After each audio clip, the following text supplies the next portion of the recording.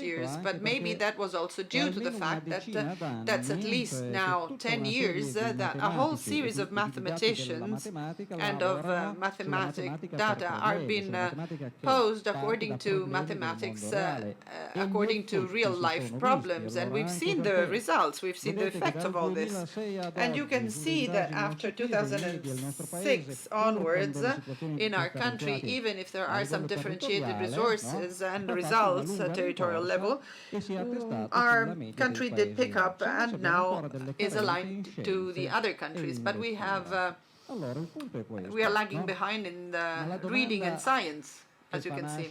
So the question that allows us to consider what you just said is, what are the A.P.S survey items are asking? Why is it that our students are finding so many difficulties? So I started surfing the internet and I found the answer.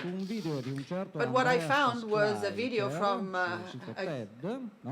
Andreas Kleiker on a TED website, who said, what are the A.P.S survey items assessing? And he says that study titles are not to automatically be translated in better capacities and skills. So we have to find a way to change all this. We found a very special viewpoint, and we were interested in the ability of students to reproduce what they learned at school, but we wanted to see whether they could extrapolate out of what they already know and then apply their own knowledge to different situations. And someone says that this is not right, because we are testing students with problems that they have never seen before. And whenever I go at school in the month of May, I always find a teacher telling me, Trinchero doesn't know what happened. So what happens? The Invalsi test was asking to our students things that I had never explained to them. And there I pat their shoulder and say, no, come on, teachers, the Invalsi testing is not just crazy. They do it on purpose because they want to see whether the students are capable of solving problems, even if the problem was not explained to them in that given way. And I said, oh, true?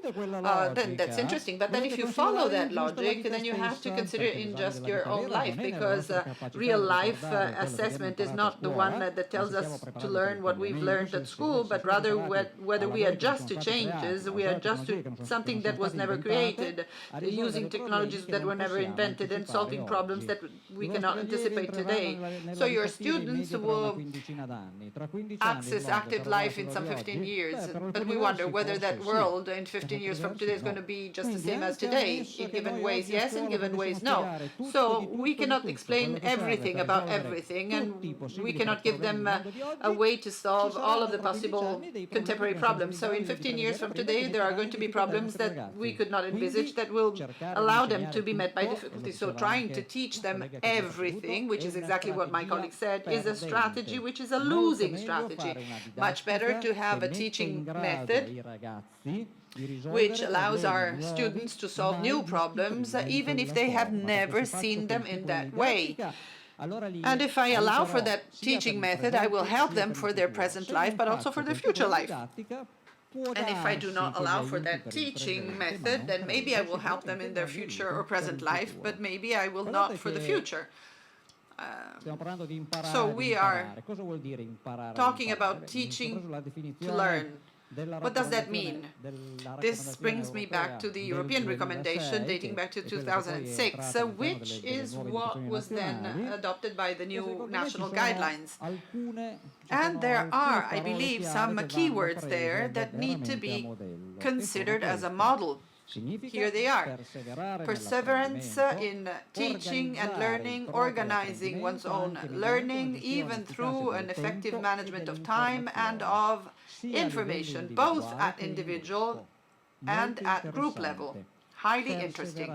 Perseverance, attitudes. Attitudes also include emotions and mindsets. And if I want to persevere, then I have to believe in what I do. But can I really believe in what I do if it's important? I mean, if I get positive feedback, but if I'm not interested in something and if I get negative feedback, then I find it hard to persevere in that given thing. So I was really involved in stochastical information. Or, for example, if someone is not interested in playing chess, you may do whatever you want, but he will never learn to play chess because he's not interested. So if he wants to learn, then maybe he will be a good chess player and have fun. fun while playing chess. Now, getting organized, managing time, handling information at individual and group level. This is what I always tell to my students. I teach to my educators and I tell them, forget that you can educate by yourself. It's never the individual that educates, but it's always the team that's been educated and that educates in turn. So whatever you may be doing at the end of this graduation course, you will have to find yourself working in a team. And if you don't do good work team, it's going to be very hard for you to become a good educator. So, learning to learn, that's not a skill. It never translates into a tiny advice, operational advice, or a series of advices that can be executed automatically. But this is a true skill. What is a skill or a competence? I think that here we see that competence is the well-known ability to use knowledge, ability, skills, personal capacities and skills, social and or methodology and methodological in situations of work or of study and in the professional vocation and or personal attitude. So much of what is needed is to be used in the way you need it to be used. Nothing else. But if in a given bag there are so many things in a shamble, then it's as if you had nothing in there, because I don't know where to find them and how to use them because they are in a shamble. They are randomly thrown into that bag. So skills are described in a way or in terms of responsibilities and autonomy.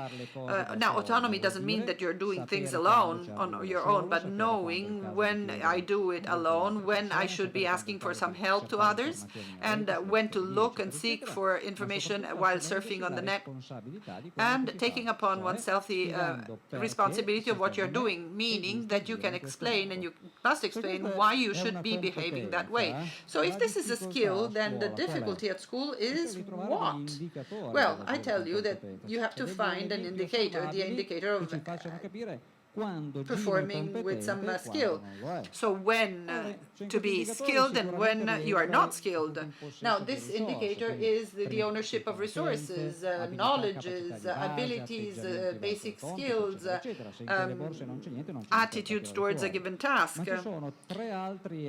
But then there are three more elements that are equally important, just like knowledge. That is to say, the interpretation structures, that is the way through which the student reads the given assignments and attaches some relevant meaning to it. For example, when I got my diploma, I knew that a given problem was matched to a given solution. So I decided to take sociology and political science degrees, and I started preparing the sociology exam. So I was expecting to find that a given problem in sociology was matched by a given solution, whilst instead I was confronted with very interesting books saying that in the face of this problem, this author says this, the other author says that, and so on and so forth. So the positions were not antithetical, they were not opposing one another, but sometimes they overlapped, and in other times they wouldn't overlap. So what does this mean? That I tried to study sociology just like the way, or as I tried to study electronics. So I started from the first page and I ended up till the last page. Obviously, I couldn't understand anything, so my first exams were a failure, because when reading some texts in the field of psychology of learning, I learned that I had to underline what was important, that there was a hierarchy of information. But these are things that the students will hardly learn by themselves if there is someone that is not guiding them through this process. And after these kinds of structures, we need the implementation structure. So if you seize the important things and you cannot synthesize them, you cannot implement them as an answer to a given problem, or if you cannot formulate a good phrase or a sentence, then that's going to be useless. And then we have the metacognitive thinking, thinking or thought, self-regulatory thoughts, how the student changes his own strategies as a function of a context, a given context. So the good chess player is not only the one that knows the schemes and the chess positions. Obviously that is needed, but what is mostly needed is to try and understand on the basis of that given gaming situation what is the best move for that given opponent and in that given situation, while still reflecting upon that way of carrying out the task. So the first item is the first three resources. The others are the ones that mobilize everything at the right time and to do the right move, take the right move at the right time. So learning to learn entails resources. What we need is the way to acquire and manage the information. What we need is to reckon, read, and write, and do the right calculations. And if someone were to say, I want a mandatory school teaching me how to read, write, and making calculations, I can tell you, well, that's not just as if you were asking for a petty thing, but rather what you need is formulating good texts, read well. Now you probably read the famous 600-year letter, knowing that nowadays our boys and girls no longer know how to read or write. But I didn't sign that letter because I disagree with other parts, because as to the problem, as to the issue, we all agree, but as to solutions, I have my own doubts. So I knew from my teachers that if you know and if you want to learn to write well, you have to read a lot, and if you want to acquire good models, you have to write a lot, and if you never test yourself, you will never learn how to write, and then you have to reread what you wrote in order to find out what mistakes you've done, and once you've seen some mistakes, others are still hidden to you. So you need someone to read your text and find out what mistakes you didn't see. And this is something we will see later on. The use of technologies, IT technology, and of communication, which can no longer be delayed. So school has to teach you to evaluate the quality of information existing on the web, because otherwise whatever spoof may be considered as a reality. So we will see people making up their own minds on the basis of spoof, and that kind of spoof is placed on the web on purpose to manipulate minds. So you have to teach your students to separate the reliable information from the one which is unreliable. So persevere and perseverance means staying concentrated, staying focused. So maybe we should know that our students cannot hold their own attention for more than 10 minutes. So what do I do in class when I'm in the classroom? The other teachers tell me, try and see whether your students can focus their minds and attention on something that they like doing, such as video games. They can focus there much more than 10 minutes. So finding and seizing the key elements of information, assigning meanings and significances, detecting the possibilities of learning whatever comes from real life and real experience stands as an opportunity to learn. What you need to teach to our students is to recognize it and to make best use of it. Then finding past information and finding sessions and evaluations, planning evaluation, actively in handling the obstacles and working on reality, on the ability of finding new solutions. And then we should also ponder upon one's own life project, such as, for example, what do you want to do in life? What would you like to do in life?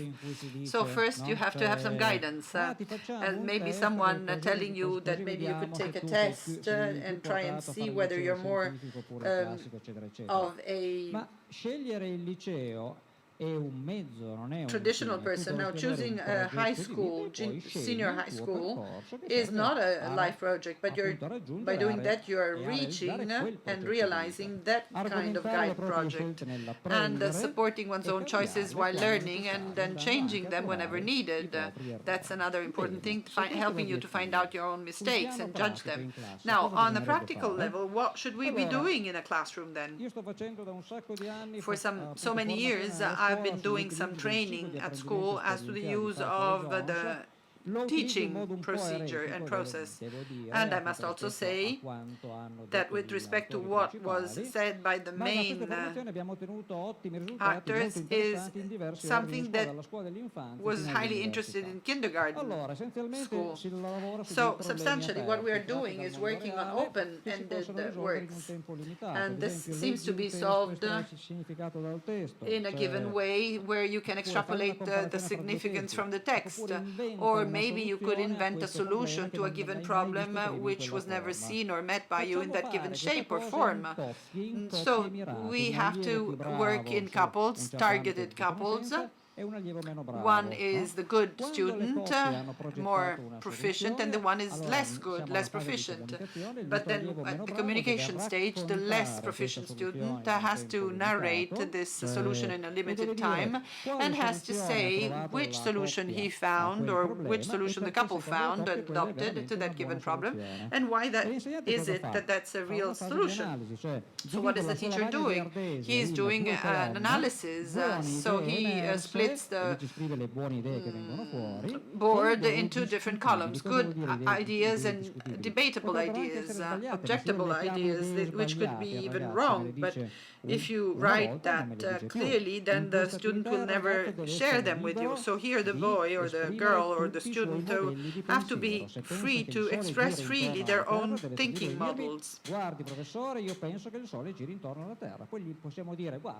And then maybe they can end up with the right answer. So it's interesting to see that the entire mankind thought something like this, but now we have new different thinking models and thought models.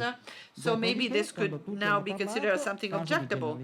And then after that, we end up in the generalization phase. We extrapolate the right, good general principles, and if there are no principles that have emerged, we should then explain what we need them for, while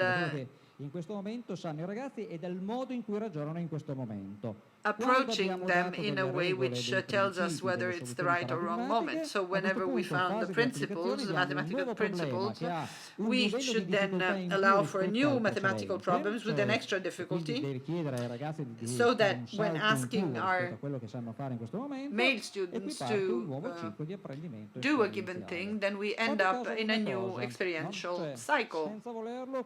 Without wanting it, I believe that this is a model that adjusts well to the flipped classroom. And if these are the 5 stages, if I do trace a line and draw a line which is not a rigid or stiff line, not a stiff boundary, but it's a very labile and transparent border, then maybe here there are some activities that I could beg home to do for me. And then there are the activities known as meaningful activities to be done in a school. So you have to narrate what you've done. You have to narrate something about yourself, then make an analysis of the experiences. Try and understand which parts are best and much better and which ones need a change, providing what is missing. And without a good instructive guidance, the students will never learn by themselves. So you need to have a mentor, and then re-implement in a later stage that problem, which is a new problem provided, which makes it possible to have a new guided experience. So what are the efficacy tests and evidences inborn in this model? Now here, this is an article from New Zealand. This is a colleague of mine, and in some 20 years he has a synthesis of more than 500,000 research on 600 or 700 students. And then he classified these students on the basis of an F size, which was measuring a scale like this, and that makes us understand that the teaching strategies within such a classification have an average emphasis which can be superior to us all, and it's much more effective than the frontal position. Now, in the face of the classification, let's take a look at where do these things lead us. Now, thinking about objectives, this is very sensitive. So the fact of having good objectives that cannot activate the motivation and the participation and the framework of concentration that we had yesterday.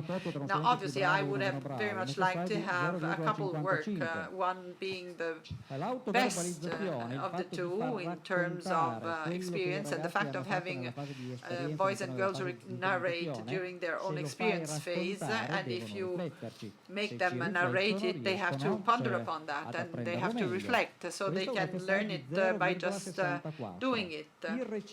And then the reciprocal teaching. Have you ever tried and explained something to a friend of ours, and you cannot do it, but if his own desk mate, the one sitting next to him but not in the same row, finds it, then it's a normal thing. So he can translate the knowledge in a format which is much more enjoyable. So this is something which is 0.075 when we hear the solutions that were found by the whole class. Now, from students to teachers and from teachers to students backwards may sometimes allow for you not to believe in this, but I see that you think that I can read.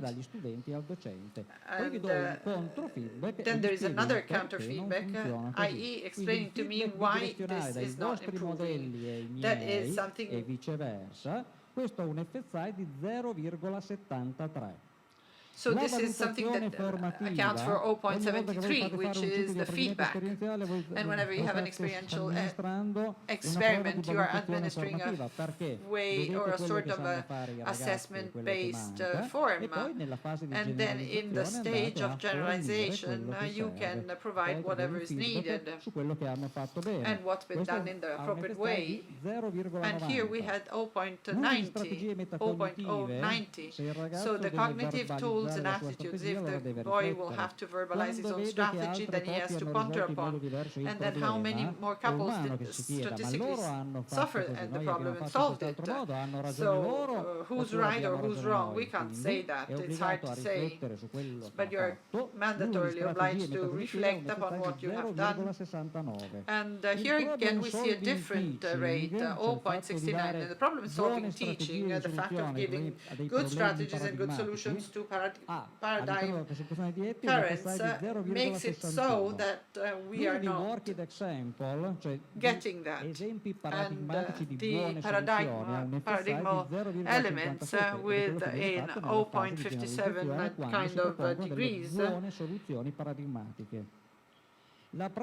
And in the practice, the distributed practice, or the fact that you are going back to the same concepts many times over, and I'm talking of experiential teaching and learning, and sometimes all this needs to be consolidated within the cognitive structures of the boys. So this is 0.671. So now the bell chimed in the right way, and if you take a look at this text for primary school and secondary school, junior secondary school, or this other one for the second cycle, then you will find all the kind of working kit which is needed in order to work with the experiential neighborhood and to allow for a vertical curriculum, CV.